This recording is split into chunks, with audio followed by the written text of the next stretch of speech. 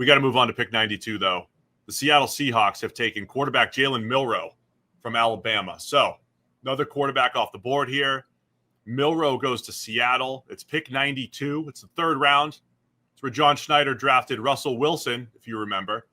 And Sam Darnold is the new quarterback in Seattle. They made a bit of an investment in him, but still it's effectively a one-year deal if they so choose. So interesting landing spot for Milroe, and maybe just a little bit extra pressure on Darnold to perform. By the way, it was one of my favorite mock draft spots was to put Milroe in Seattle, given that they have a few extra picks this year, and they could double hedge their bet here with Darnold and now Jalen Milroe. It's a great landing spot for Milroe. Like, that job is not locked down long term. Milroe at 6'2", 217 pounds. He's an athlete. He's big, fast, strong arm, ran a 4.4 flat. Apparently the 10 split for that was reported at 1.44, which is like one of the fastest 10 splits at any position in the last 10 years. It's like lightning fast. He's got incredible escapability, can legitimately extend plays, escape trouble, keep running around the backfield. And he needs some time, right? He's a bit of a project, and it's an unusual one because, it's very easy to lapse into kind of stereotypes when we're talking about athletic quarterbacks who aren't necessarily great passers, et cetera, et cetera.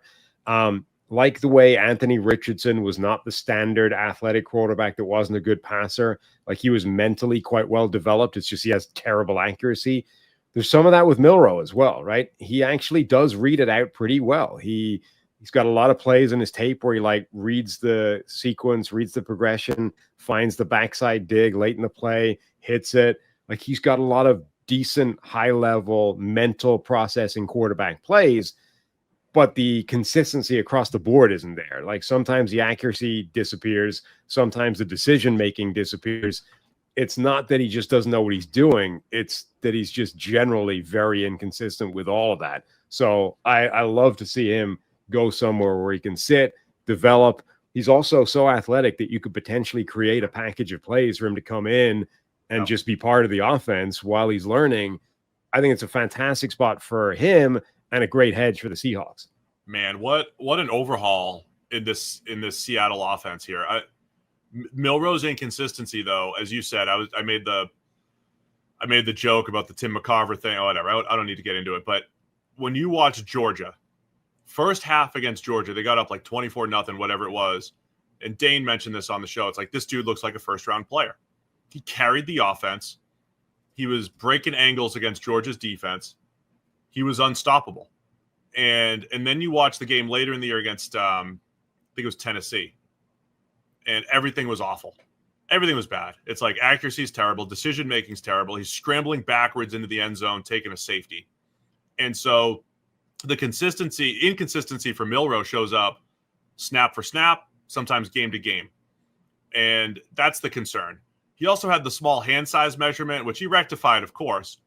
But I did think we watched it at the Senior Bowl, though. Like, the accurate, I think that leads to the inconsistency too. Grip strength, wobbly ball. He's got good zip. He's got inconsistent deep passing. I think a lot of the deep passes that he threw were nice. Other ones were just like underthrown, and Ryan Williams is just the best freshman receiver not named J.J. Smith, Jeremiah, and he makes a play. So there's a lot of inconsistency. But every time I come back to Milroe, I say the high floor of running ability. Now, look, people say he's got the best running ability ever coming out of college, better than Lamar Jackson. I'm not going there. Lamar Jackson's the best runner not because he's the fastest. He's just the best pure. I know how to run the football better than anybody else. Cutting, smooth, vision, speed, all of it. Vic is up there. Milroe's close, though, man. He is good. And I think you could build a run game around him the same way you could build a run game around Lamar Jackson. And what that did was the defense has to account for it. And all of a sudden, you got tight ends running in the middle of the field. You have open receivers. And now your inconsistency, your accuracy, you mitigate that because of your running ability. That's what Milroe brings to the table. So now you might have a year or two, sit there and work on things and see what happens. And I love that. So when we're talking about now we're at backup point. So here's the deal, Sam. If you're asking me, Shedeur Sanders or Jalen Milroe, who do you want starting right now? I say Shedeur Sanders. If you're saying who do you want in a backup role, then you're saying Milroe. I see it. Okay, yeah, I agree. Well, last point on Milroe. There's also a world, it's less likely to happen now because Gray's able, et cetera. But if that offensive line fell apart and suddenly Sam Darnold, as a consequence of that, fell apart, you could potentially throw Jalen Milroe to the Wolves and be confident of being able to run a system because you can rely on his athleticism in a way you can't with Sam Darnold. So it's an interesting backup option and contingency for them as well. Thanks for watching all the way to the end of our video. For more great content, click here to subscribe and here to watch another video. We'll see you again soon.